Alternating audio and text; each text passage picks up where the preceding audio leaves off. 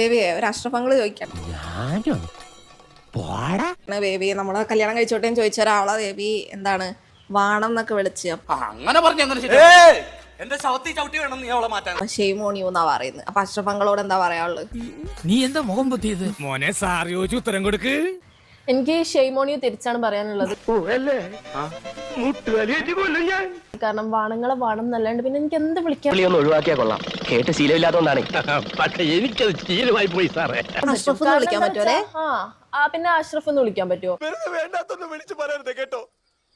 അതെന്താ വെച്ചാല് ഞങ്ങളിപ്പോ കപ്പിളായിട്ട് നിൽക്കുകയാണ്, ഞങ്ങൾ രണ്ടാളും റിലേഷനിലാണ്. ആര് പറയുന്നു? ഞാൻ കേട്ടിട്ടില്ലല്ലോ. അസൂയ കൊണ്ട് പലരും പറയാറില്ല, അതുകൊണ്ട് ഞാൻ സ്വയം പറയുന്നു. പിന്നെ എങ്ങനെയാണ് ഒരാൾക്ക് ഇങ്ങനെ ചോദിക്കാൻ പറ്റുക? നിർത്ത്. നിങ്ങളുടെ ഉദ്ദേശശുദ്ധിയൊക്കെ എനിക്ക് മനസ്സിലായി. അപ്പൊ ഞാൻ അവരെ എന്ത് വിളിക്കും? നിങ്ങൾക്ക് ഇഷ്ടമുള്ളത് വിളിക്കാം, തള്ളക്ക് വിളി ഒഴിച്ച്. എനിക്ക് തോന്നുന്നു ഇപ്പൊ ഇനി അഷ്റഫ് മാരീഡ് ആണെങ്കിൽ അതിന്റെ കെട്ടിയോളെ പിന്നെയും കെട്ടാൻ വേറെ ആൾക്കാർ കൊടുക്കും. കുറച്ചുകൂടെ മാന്യതയോടെ സംസാരിക്കണം. അതാണ് ഇപ്പൊ അതന്നെ ഓള് ചോദിച്ച ഒരു വാലിഡ് ആയിട്ടുള്ള ക്വസ്റ്റ്യൻ അല്ലേ? ഇല്ല എന്നെ ഇയാളങ്ങ് പിടിച്ച് തിന്നുമോ? അപ്പൊ നിങ്ങൾ അങ്ങനെ കൊടുക്കും?